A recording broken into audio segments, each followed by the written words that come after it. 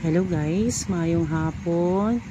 Part 2 po ito ng aking in-upload kanina na nabahaan ng mga bolantero. Dito po kami lahat ngayon sa First Sapa. Sobra talaga ang tubig, malakas masyado, tsaka mahaba kasi ito na sapa, tapos malalim na ngayon ang tubig. So yung mga mababang sasakyan na ano talaga guys, nagtirik kasi napasukan siguro ng tubig.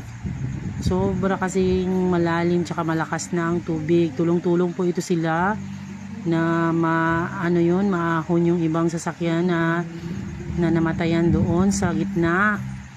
So dito kami guys na stranded Buti na lang yung sasakyan ko mataas, dire-diretso lang, pero inintay pa namin sila para makatawid na naman sa isang sapa. Meron kasi isang sapa pa guys. Punta muna tayo sa sasakyan natin guys.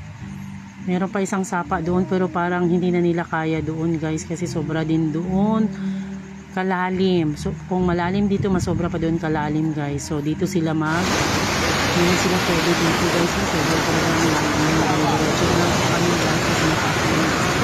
Ay, lalugi sa ilo ako. Alak ka, patay. Gago na, bulutan. Ito ano? Lalum.